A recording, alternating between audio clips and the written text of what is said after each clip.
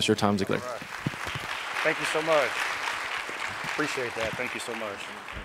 All right. How's everybody doing today? Pretty good? Just by a show of hands, how many of you have either seen me before or else this is your first time? Now, come on. That should be everybody, right? I wanted to, just last minute, I wanted to start with this picture.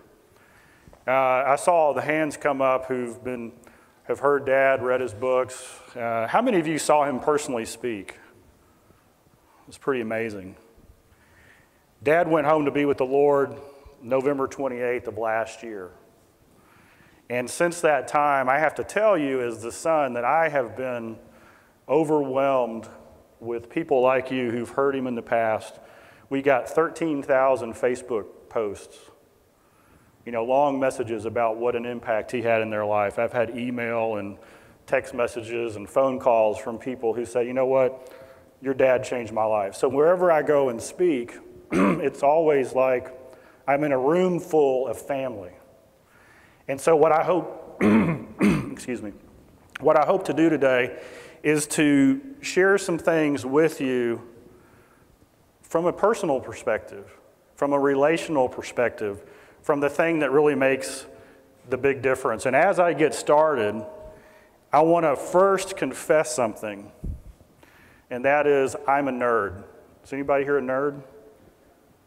Okay, I'm a nerd.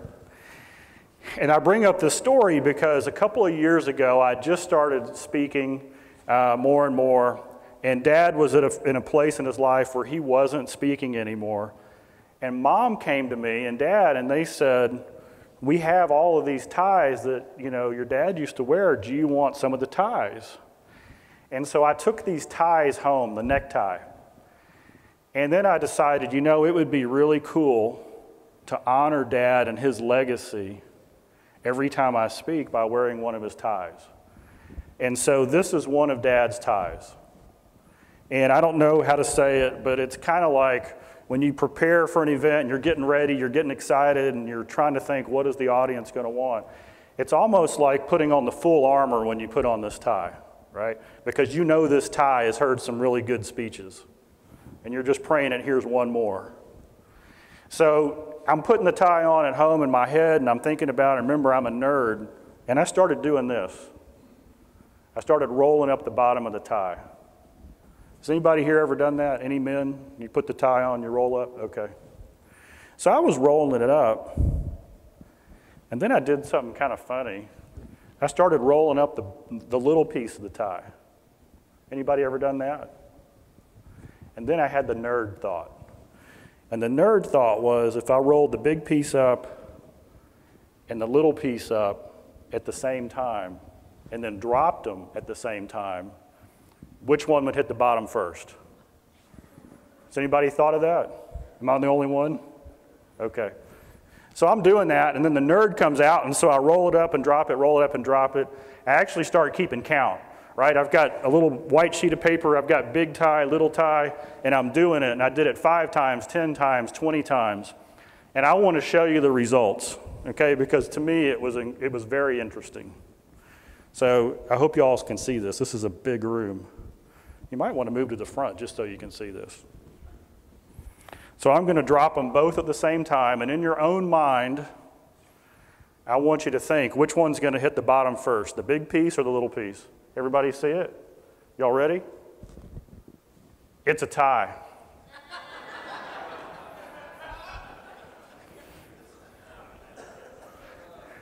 Is that good? You can use that, right? You can use that? Okay. Woo! A couple of years ago, I was speaking in Monaco, and we had the simultaneous translation, right? So it's English, French, and Italian. And so I say the joke, and all the English speakers start laughing. They go, ha, ha, ha, ha, ha. And then about 3 seconds later, all the Italians went, ha, ha, ha, ha, ha, ha. And then about 5 seconds later, all the French went, ha. So I don't know what that means. I still haven't figured it out. So anyway, I'm just telling you it works in every language. Well, as we get started today, I want to move fast. I'm going to cover a lot of things, and I want to show you Born to Win for business leaders and what that is all about. You know, Dad coined a phrase. He said, you were born to win, but in order to be the winner you were born to be, you must plan to win, prepare to win, and then only then can you expect to win, right? So what is a winner and what does that mean and how do we get there? And we got to plan, prepare, and expect. Well, the real goal of this is true performance. Now, being a nerd, has anybody here ever gone through a branding exercise where you try to figure out what you really do, what you really sell? Well, at Ziglar, we went through that. And we came up with this idea. Our goal was true performance. Let me tell you something. Nobody buys training. Does anybody here buy training? No, you don't. What you buy is the results of training. You buy the performance. And so we wanted to take it up a notch. We wanted to be known for true performance. And true performance is the ideal accomplishment of a goal, ideal, or objective that benefits everyone involved. Now, this is how it was growing up. I worked on this definition, I bring it to Dad. So this is like 10 years ago. I go into Dad's office, and I had the definition all written out. I was so proud of it. I wrote, Dad, true performance, this is what we do. True performance is the ideal accomplishment of a goal, ideal, or objective. What do you think? And he stood for a minute, he wrote something down, and he said, son, I think this finishes it off. And Dad added those last 4 words that benefits everyone involved. And so what I want to share with you is this idea that whatever you do in life, whether you're a dealer, a manager, kids, whatever it is, whatever you do, your goal is to benefit everyone involved. That means your salespeople, support staff, the customer who buys, the community that you're in. That's the ultimate goal of what we want to do. As I travel around, and in the last year I've been in 50 different places speaking to groups just like yours, and people come up at the end, and the question I get all the time is this. People will say, wait a second, I love what you said, but how do I get my team members to stop watching the clock and start caring? Has anybody felt that? I mean, is that an issue that you see sometimes? Sometimes it's generational. Sometimes the young people come in and they don't have that kind of work ethic. Sometimes it's because we've always done it a certain way and there's a culture in place. But no matter where I go, it's like people really want to care about what they do and they want to work with people who care. But how do you make that happen? Well, I did some research on this, and this is kind of interesting. Caring, the word that they talk about is engaged. Is anybody familiar with the term engaged, engagement? Okay. So in the corporate world, engagement means that you'll stay late, you'll finish the project, you'll anticipate a problem before it comes up. You'll help a teammate get something done. If it requires more hours, you're happy to do it. On average, only 30% of the workforce is engaged. 52% is disengaged. So what is disengaged? Disengaged means that they're coasting. They're just doing enough to get by. They're doing only enough so they don't get noticed. But the thing that shocked me is that 18% are actively disengaged. That means that they're poisoning the well. They're undermining leadership. They're trying to do things to make them look good when everybody else looks bad. So that bicycle analogy there, we've got a 10-seater bike, right? In an average company today, you got 3 of them pedaling like crazy. You got 5 people coasting, and you got 2 people deploying parachutes and dragging their feet. Guys, that's a challenge. That cost us a ton of money.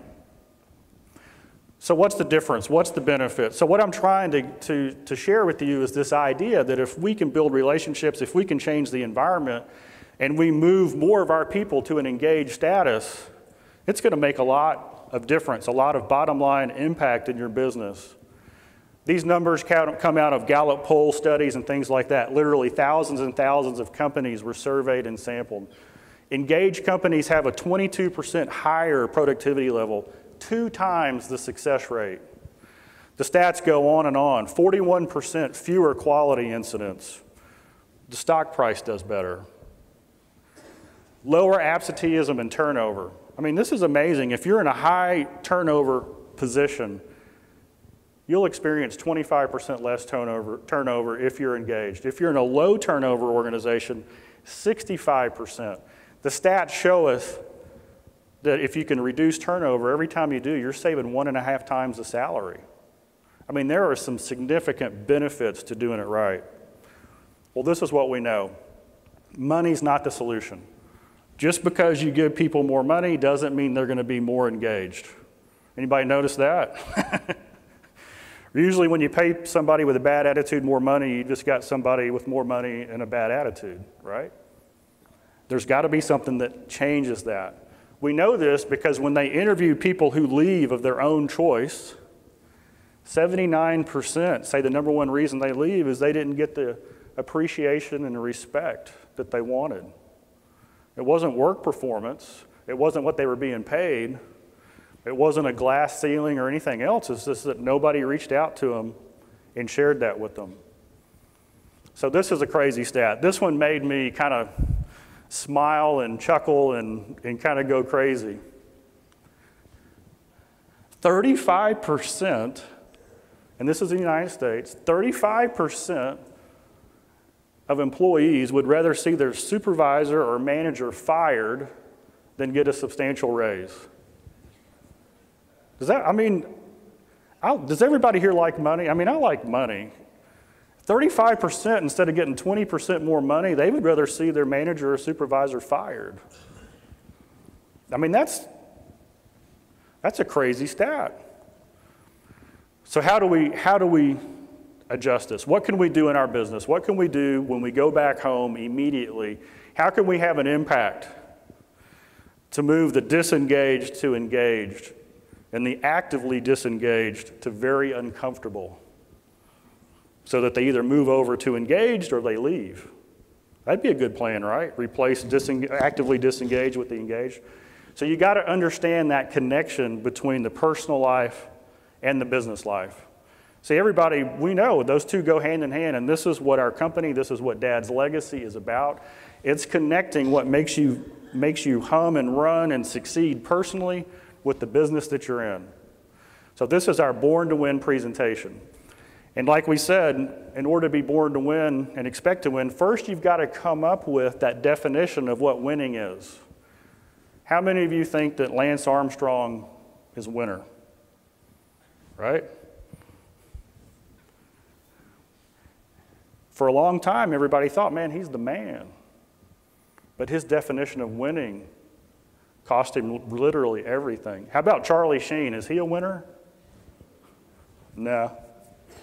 So what is winning? Well, this is what we know. Dad spent 40 years, our company has spent 40 years researching all over the world what people want. And there's 8 things in life that everybody wants. These 8 things you can take to the bank. It doesn't matter how much money you have, how much education you have, what continent you live on, whether you worship a God or not. It doesn't matter. These are the 8 things that everybody wants. Everybody wants to be happy. Everybody wants to be healthy. Everybody wants to be reasonably prosperous. I always stop at this one. Anybody familiar with Dad's quotes on money? Right? Money's not the most important thing, but it is reasonably close to oxygen. My favorite one is this. Now, this is Zig Ziglar original. Dad said this. He said, I've had money. I haven't had money. It's better to have money. You can take it a little further. I've had problems when I've had money. I've had problems when I haven't had money. And if you're going to have problems, it's better to have money, right? Money solves a lot of things. We just don't want to worship money. We don't want to love the pursuit of money. Everybody wants to be secure, have friends, peace of mind, good family relationships, and hope in the future. These are the 8 things everybody wants.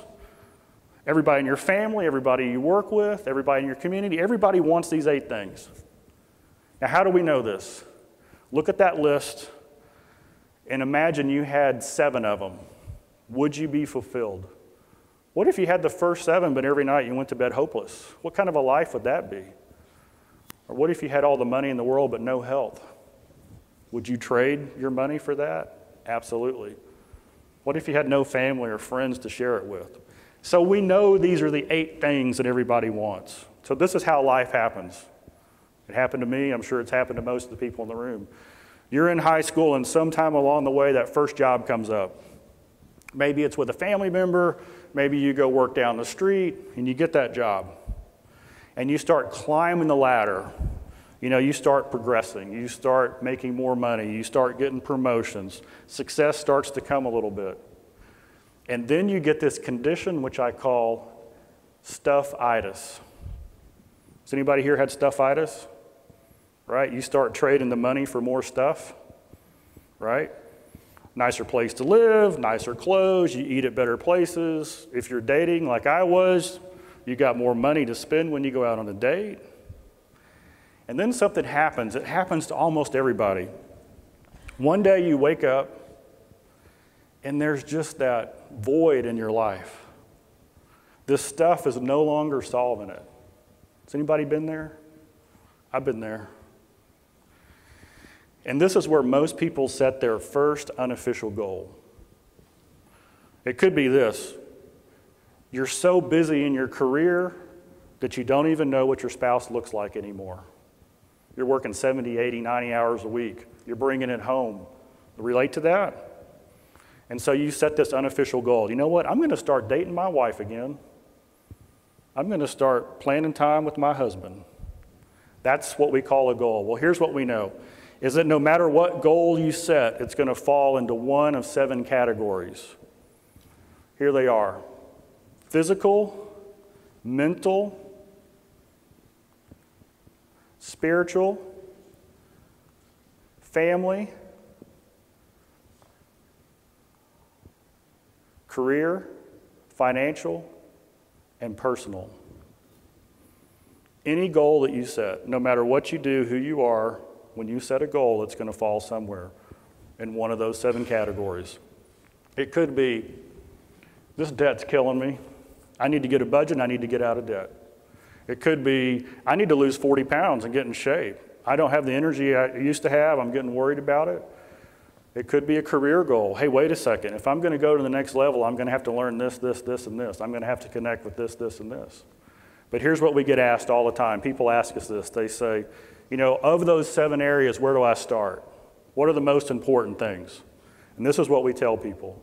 There's 3 you need to work on every single day. The physical, the mental, and the spiritual. Let me explain why for a second.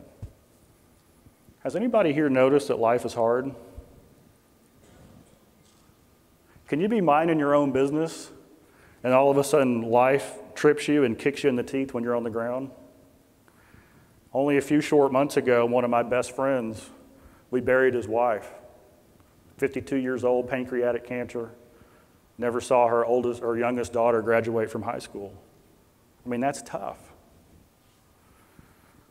There was a thing, it was in all the papers, you know, something about the economy. It happened like 5 years ago. Were you all aware of that? Right? Things happen beyond our control. So here's what we know. This is what we can control. You see, since we know that life's going to happen, if physically we eat right, we exercise, we get enough sleep, then we're better able to handle the challenges. We're going to have more energy and stamina when life treats us bad. And then there's the mental part. Have you noticed you don't have to look for bad news? I mean, right now, I can guarantee you, I've got an email with bad news in it. I mean, it has sought me out. It has traveled from Dallas, Texas, all the way to here, right? I've got another news for you. I go to a Baptist church. I've had bad news walk up to me in the parking lot. I'm on the way to church, and bad news just finds it. I've found it in Starbucks line. It sought me out at the grocery store. You know what I'm saying? So here's what we got to do. We got to make a decision to put the good, the clean, the pure, the powerful, and the positive into our mind every single day. Why? Because life's going to knock us down. And we've got to have the mental reserves to overcome that.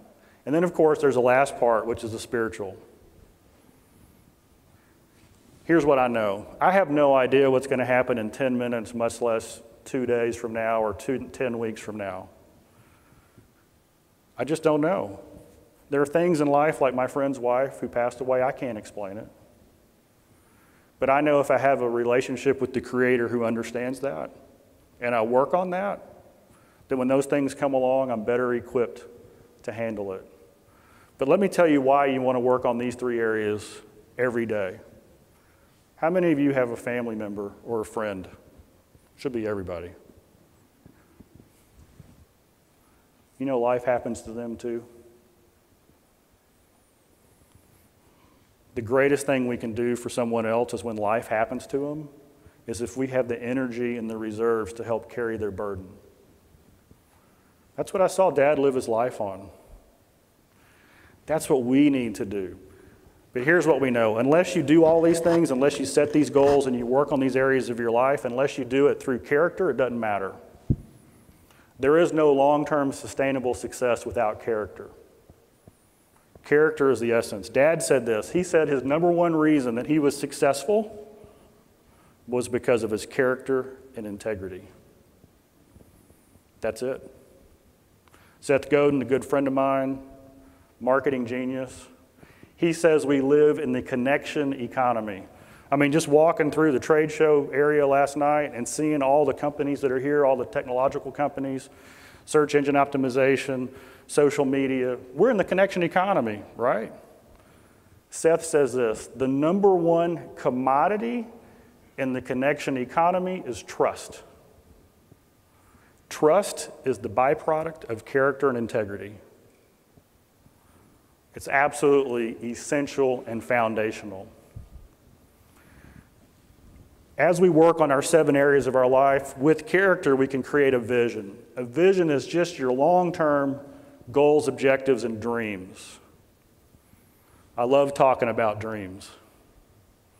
Dreams are what make the world go round. Dreams are what create innovation and allow us to go to the next level. So I have this quote. Dreams are the edges of the puzzle of your life. Remember, I told you I'm a nerd, okay? So I get kind of deep.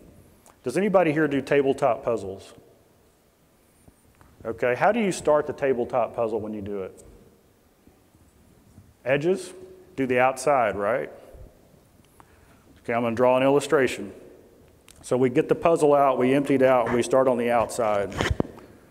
Years ago, they did a study at an elementary school. They built this elementary school, it was brand new. These are kids 6 to 12 years old. And when the school year opened up, they had completed everything except for the fence around the playground. The behavioral psychologists came. They wanted to see what the kids would do when they would go out for recess. Here's what they saw. When the bell went off and they went out to the playground had all this playground equipment right next to the school building. The kids went and played on the playground equipment or they stood next to the teacher. 95% of the space that they had to play catch and football and tag and chase and all the things that kids do, they didn't use. Didn't go out that at all. 5 days in a row that happened. Over the weekend, they put the fence. They put the edge around that playground. Monday morning, recess bell rings, the kids go out. They play on the entire playground. You see that fence, that edge, that border gave them security. It allowed them to leave their comfort zone into the fun zone, into the effective zone. Here's what I mean by dreams. When you have a dream of what you want to be, do, or have, I mean, it could be you want a lake house. It could be you want to leave college fund for your great-great-grandkids. It could be whatever you want your dream to be. It needs to be big and out there. When you create that dream in your mind, that's the edge of the puzzle of your life. The center of the puzzle is you, your character, your talent, your experience. And when you sleep at night, what happens literally is your brain starts connecting who you are and where you are to where you want to go. You start putting the puzzle pieces in place so that you start to become the person who owns the dream. Unfortunately, when we travel and we do this type of presentation, I can't tell you what a small percentage of the people have actually taken the time to write their dreams down, their goals, what they want to be, do, or have. If you want to change your life, start with writing your goals and dreams down. Still nothing happens until you add PC. Okay, it's not political correctness. You're not going to hear anything politically correct from a Ziglar. I'm just here to tell you. It's also not a computer. So what is PC? PC stands for persistent consistency. Persistent consistency.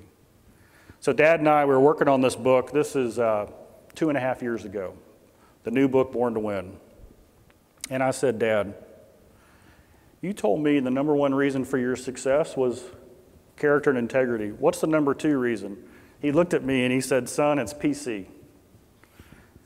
Well, I've heard him say it before, but I don't know about you, but the older I get, the worse I hear, but the better I listen. Anybody notice that? So I lean forward and I say, Dad, what does persistent consistency mean? He said, son, it's like this. Persistency is when you have a goal or objective that you want to accomplish and you do it every single day. If you're in sales and you need to make 30 sales calls a day, consistency is when you do it every single day. So if you're in sales, you make 30 sales calls a day. You're consistently doing the work. If you're exercising, trying to lose weight, you work out 5 times a week, 3 times a week, whatever you need consistently to do it. Persistency, he said, is when you take it up a notch. Persistency means that you might make 30 calls today, but tomorrow when you make the 30 calls, you add in a new question, a new technique. If you're working out, you might work out for 20 minutes the first day. The second day, persistency means you do the 20 minutes and you add an exercise like abs or curls or something like that. The best example I saw was Dad. We were flying to an event. This was 15 years ago. Dad had a routine. Do y'all have a routine when you fly? Here's Dad's routine. He'd get on the plane. He had this little manila folder. It had his notes in it. He was old school. No laptop or smartphone for him, I'm telling you. So he had that manila folder there, and he'd put it right next to his seat right here. He would tell the flight attendant, hey, I'm fixing to go to sleep. My seat belt is fastened. Don't wake me up. Don't ask me if I want something to drink. When I wake up, I'll let you know. So I'm on the plane. I'm sitting next to him. He does that. He falls asleep before we pull back from the gate. When you spend millions and millions and millions of miles on an airplane, you learn how to do this. So Dad falls asleep. I mean, he's gone. Plane takes off. The wheels will fold underneath the plane like that. You know that noise they make? That's his alarm clock. He wakes up. He pulls his folder out. He starts working on his notes. I go, Dad, what are you doing? He says, son, I'm working on my speech for tomorrow. I say, Dad, you've given that talk 3,000 times. Why do you need to work on that talk? I mean, imagine 3,000. He said, son, there's 2 reasons. Number 1, there's going to be some people in that room who've never heard me before. I have one chance to make the best impression I can. If I can impart on them just a little bit of truth, an idea or a concept that they take action on, and that changes their life, that's why I'm here. He wanted to be the best he could be. That's consistency. The second thing that he did, that he said, is he said, son, I spoke to the owner and the VP of sales of that company last week. This is their big conference. They've got all their sales goals, their marketing goals. They've got challenges. I need to weave some of that into the talk. And besides that, yesterday in the newspaper, there was an article on their industry. There's a big change coming. If I can take one nugget out of that article and put it into the talk, then that might be the one thing that gets somebody's attention in that room, that steers them in the right direction, gives them a little bit of truth, allows them to implement something that changes their life. If you want to know why Dad had an unparalleled career for over 40 years, it was PC. Consistently working on it, always up in his game. Imagine what if you and your team did that with every opportunity you had. Consistently working on it, persistently increasing what you deliver. One of the things we realized as we worked on the book is that while there's a personal side to life, there's also a business side. And we were trying to connect the two. So what we discovered is that every business has 5 basic components. So our personal side, we've got those 7. These are the 5 components for a business. Every business has marketing, which is how you bring prospects to your business. Has sales, which is how you convert prospects into customers. A business has operations, which is how you serve and support those customers. You have administration, which is the systems, the processes, the finances that make everything run smooth. And then there's leadership, which is how you direct the business. If you're the owner or the general manager, a manager, you're in a leadership position. How do you direct your audience? A cool thing, though, is if you're not in one of these roles, in another role, you can also create your own business wheel. Here's one for a salesperson. Every salesperson has to prospect, build relationships, go through a discovery phase, do a presentation, close for the business, overcome that objection if it comes up. And then we put motivation in there simply because we believe that the greatest of the great are self-motivated. Right? External motivation is temporary. I'm going to fire you, you're going to get a bonus. Internal motivation, motivation that's really driven by a dream, that changes everything. So no matter where you are in your business, you have your own business wheel. If you're the owner, that first wheel works. At Ziglar, we say this. Okay, is anybody here on Twitter? Got some Twitter people? Okay. I believe Dad was a prophet. I believe he knew that Twitter was coming. And the reason I think that is all of his quotes are 140 characters or less. I mean, it's true. Go on Twitter, search the name Ziglar and look at all the quotes. They're all like, you can remember them. So I'm growing up as a kid. I come to work at the company when I'm like 21 years old. And in our meetings, we would say this, hey, we're in the transportation business. We take people from where they are to where they want to be. Now, you guys are literally in the transportation business, right? I mean, literally, but figuratively as well.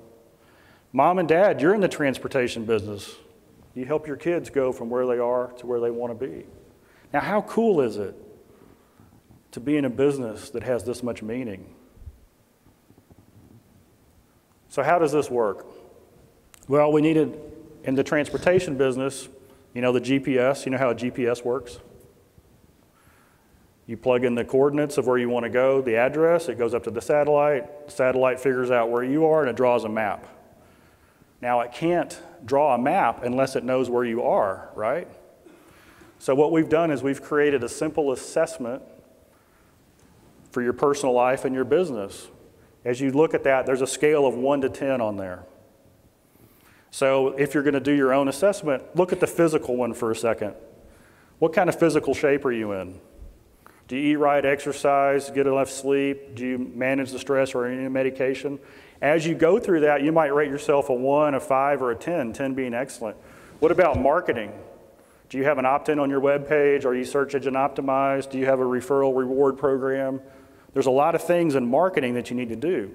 So as you go around that, you can rate how you're doing in your business. Here's a hypothetical business.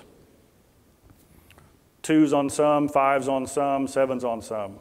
Picture this. Look at that example and imagine that going down the road like this. How smooth is that ride? Think of your own life. How smooth is your ride? Make sense? So this is a great quote. My good friend, our partner, Howard Partridge, I called him, I said, Howard, I'm trying to connect the business life and the personal life, the business and the career. He sent me back this quote. Your business, your career, what you do, whatever you do, the only reason you do it is it's a vehicle to help you achieve your life goals. Hey, we're all in the transportation business. What a great analogy. What you do every single day, the way you spend your time, the only reason you do it is it's a vehicle to help you achieve your life goals. That's why dreams are so important. That's why life goals are so critical. What are they? So here's what we know. That your vision, your dreams are connected to your business, your career, and your personal life. You see how it's all joined together there? Now we get busy. We want to make all the 2s a 10. We want to make the 5s a 10. And when we do that, it starts to look a little bit like this. Anybody see the scooter there? Anybody ever been on a scooter? They're fun if you're going downhill, but uphill they're work. So what we need if we're going to go on a journey through life is we need something more substantial. What we need is a bike. Now, character becomes the seat on your bike. Why is that? Here's the analogy. You're riding through life, sitting on your bike, sitting on the seat of character. The more character you have, the more cushion the seat. We all face moral and ethical decisions every day, like bumps in the road, right? So we're riding along, a bump in the road comes, a moral or ethical decision. Character is simply the filter through which we make moral and ethical decisions. If we have a lot of character, we roll right over that bump and keep on going, right? If we don't have any character, we're riding through life sitting on a seat post. And when you hit a big bump, full speed, sitting on a seat post, it is painful. Lance Armstrong knows something about that. So we've got to work on that character. Still, nothing's happening. Why? Because we got to connect PC. What does PC stand for? Persistent consistency, right? That's our work ethic. Michael McGowan on our team, who's here, he's sitting in the back. I showed him this diagram the first time, and he said, Tom, PC, that's not persistent consistency, that's pedal like crazy, right? We got to pedal like crazy, but still nothing's happening. We got to get connected, right? We're spinning our wheels. We got to have a chain. So what's a chain? What is a chain? Goals are the links in the chain that connect activity to accomplishment. So if we want to pedal like crazy because we want to get in better shape, we've got to set a goal. And when we do that, we put our foot on the pedal of persistent consistency. The chain connects everything, and we move forward. So now we're sitting on our seat of character, going down the road of life, pedaling like crazy, looking through the handlebars of vision at the 8 things in life that we want, and it becomes our why. See the why there? But I told you I was a nerd. So why would you want a 1-speed bike when you could have a 21-speed bike? You got to add gears. So what are gears? Gears are just like this conference. Gears are outside knowledge and information that you can implement into your life and into your business that allow you to climb faster, go further, and accomplish what you want to do. Gears are books, CDs, coaching programs, seminars, workshops. Here's the example. Let's say that you want to grow your business by 20%. That's a pretty big goal. That's a mountain to climb.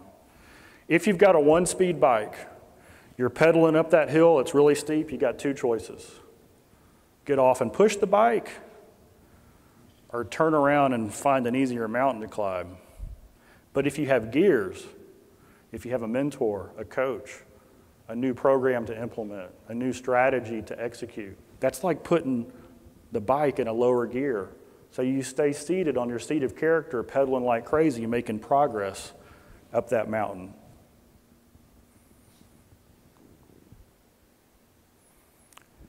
Here's Zig Ziglar's secret. I just share this because so many people ask, why was Zig's bike so much faster? Right? What's the secret? For him in his life, he put God at the center of the hub. And if you look at his history, he was broken in debt before he did that. And when he started living out his famous quote, you can have everything in life you want, if you'll just help enough other people get what they want, everything changed. But it had to change at that spiritual level. So here's what I'm saying. If you do all of these things, then your bike starts to have fun. You start to travel down the road of life, you got the flag going, things are good. Now here's what I want you to think about. This bike is now burned on the back of your eyelids. When you go to sleep tonight, this bike's going to pop up. You're going to be thinking, that Tom Ziglar guy, I can't believe he did that to me. But here's what's so powerful. tomorrow, next week, next month, a year from now, if you're kind of struggling, you can literally pull this bike up from memory and go around each one of these areas and figure it out. What am I doing good in? Where do I need help? What do I need to focus on? It's such a great tool. So how does this all connect back to the leadership? It's pretty simple. The number one secret of leadership, of taking your business to the next level, is to get engagement. How do we get engagement? A manager that cares. I wish it was more complicated. I wish we had some sort of secret formula that we could sell to you for $1 million. People want to make it harder than it is. But it's as simple as the quote below. How many of you have heard that quote before? People don't care how much you know until they know how much you care, right? Now that's not a Zig Ziglar quote. But Dad made it a Zig Ziglar quote by adding those last two words. About them. See, this is what we found, is most managers do care. Most leaders do care. They care about the bottom line, the profit, the customer surveys, making sure the store is clean, right? They care a lot. They want their team to be professional. They want them to do good. Well, guess what? I have news for you.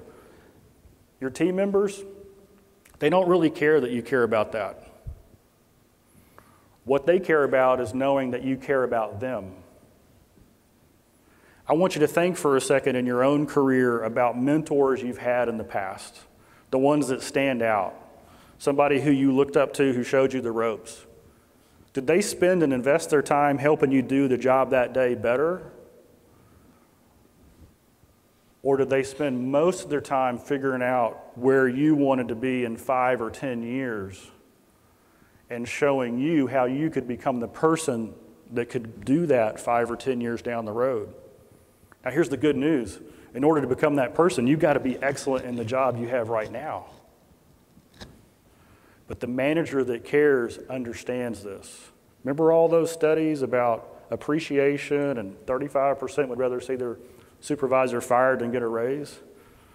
The solution is a manager that cares. Managers that care show it by getting 3 things right. They build a solid foundation, they focus on relationship, and they facilitate dreams. So how does that happen? Well, each one of these is a full day program, but we've got 11 minutes and 52 seconds, so don't worry. A solid foundation has these ingredients. You got to hire the right person for the right position. There's nothing more frustrating, as you know, than getting a great person and putting them in the wrong place. Everybody's frustrated. You got to start right. Then you have to provide clarity of purpose for the job and the training to do the job. And finally, the necessary resources to do it. I mean, management's pretty simple. When somebody is missing the mark or they're not performing, there's really only 3 things that could be the issue. Number 1 is they don't know what they're supposed to do or they haven't been trained to do it. So you ask them, is that it? Usually they'll say, no, I know how to do it. Number 2, they don't have the resources to do it. The part didn't come in, I can't fix it, right? Number 3 is attitude. It's not that hard, but it's built on relationships. A great relationship has 3 ingredients. It's built on trust. We operate on trust. When I tell you something, I'm going to do it. When we tell a customer something, we're going to do it. When we tell each other something, we're going to do it. It's two-way communication. Like I said, I'm a nerd. Okay? I live inside my head. I have imaginary conversations with my staff all the time. I go home at night thinking it was a great day and I haven't spoken to anybody. Does anybody do that here? Right? I told you to do that. No, I told you in my head. I have to purposefully, maybe this is a man problem, I have to purposefully have conversations that are two-way. It's not me just telling them, it's me listening back what they want. And then we've got to be generous with praise and recognition. Catch somebody doing something good. Get them excited, get them fired up when somebody does something awesome. At our company, we have a thing called I like pads. And it's simple. It says, I like, and there's a blank, and you put the name in. And down below it says, because, and you give them a reason why. When we catch somebody doing something good in our company, we say, I like because. Now, most of our staff has been there for years and years. Michael's been with us for 17 years. So we might change that word like to appreciate, admire, respect, love, whatever. If you go to our company today, all of us will have a drawer full of these I likes that we've gotten through the years. And when we're having kind of a bummer day, we pull that out. Praise and recognition makes a huge difference. Working for a dream, not a paycheck. This is what we want. Imagine if everybody in your business came to work for a dream. Would that change things? It would revolutionize it. Managers who care help their team members achieve their goals and dreams. This is big. When I know you care about the new baby I'm going to have in a few months and the fact that I want to move from an apartment to a house, it changes everything. When I know you care about my kid going off to college and I'm suffering from maltuition, anybody got that going on? I do. My daughter just went. When I know you care. Now here's the thing, is when you show somebody you care, it's not about giving them money. It's about showing them how to achieve that. Being successful on the job should mean that the team member is one step closer to his or her personal goals and dreams. If we can get alignment between excellently doing my position, whatever it is, customer service, working on the car, greeting somebody at the front, handling the phone, doing the paperwork, when I do excellent at that, in my mind, I should be one step closer to my big dream. Managers who understand how to put those in alignment, they get engagement. So how do we do that? We call this the golden triangle. The golden triangle is that connection between their dream and their vision as an individual. That's the top point of the triangle. The left-hand side is whatever their job description is. It's what they do every day. The right-hand side is the pedal like crazy.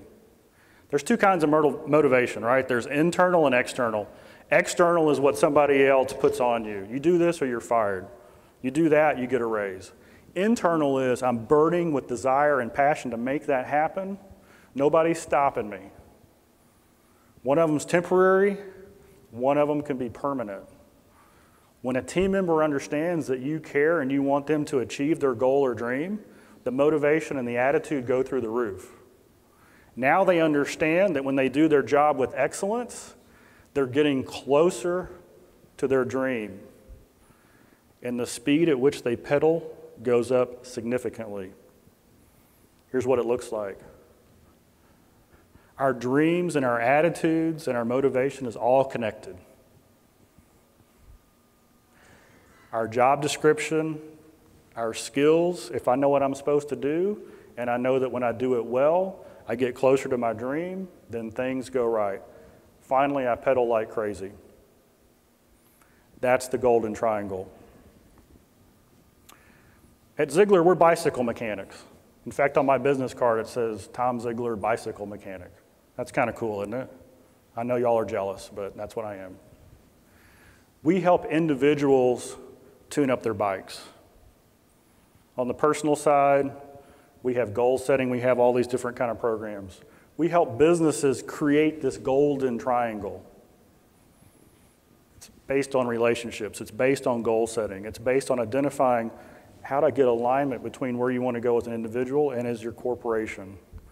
We do this through all kinds of ways. We have an online program that has all of our material that people can access anywhere. We have in-house workshops that we bring. If any of you have questions on this, I would love to talk to you right after this about it. We also, if you like that bike, we have a little flyer that has the bike diagram on it, so you can take it home and maybe refresh your memory with it. But I want to close with this. A guy named Johnny. Everybody has a Johnny. Years ago, we were doing a program for a hospital in Dallas. At this hospital, they put their entire staff, everybody except the doctors, everybody except for the people who really needed it, through this program. I'm just kidding about that. Nurses, orderlies, technicians, kitchen help, the janitors, they went through this. And it was a personal development program, attitude, motivation, relationship building, goal setting. And a guy there at the hospital, his name is Dr. Bob. Dr. Bob was teaching this class. And it went on every week. You know, it's like 2 hours a week for 12 weeks. Well, about halfway through it, about 6 weeks into it, Dr. Bob gets on the elevator, and there's Johnny on the elevator just whistling like crazy, just carrying on, had a huge smile, happy. And he says, "Johnny, how come you're so happy?" And Johnny looked at him and said, "Dr. Bob, I'm getting a house, and it's all your fault." And Dr. Bob said, "I don't know anything about a house. What do you mean?" And he said, "Well, Dr. Bob, I've been going to that Zig program you guys have on. You know, I've been working here 20 years. I love the people here. You treat me well." He said, "But for 20 years, I've been living in an apartment, not so good part of town." He says, "And in this program you taught us how to set a goal. And I set a goal to get a house. And as I went through the goal setting steps 3, 4, and 5 told me to identify the people I needed to know, the knowledge or skill I needed to acquire, and the obstacles I had to overcome. And he said, I realized that the reason I didn't have a house is I'd never talked to anybody who had the knowledge to help me get a house. So I asked around, and somebody here had a good relationship with the banker. They gave me their card. I called them, and I went down to the bank. They met with me. And they said, "Johnny, you can get a house. You've been working for 20 years. You got no debt. I mean, you got pay stubs forever. You've got enough for a down payment. You can get a house." And he said, "Dr. Bob, next week I'm moving into a house in a better neighborhood, closer to the hospital, for less money than I was paying on rent. Dr. Bob, because of you, I have a house." You see, accidentally, inadvertently, they had aligned an individual's dream with what they were doing on the job.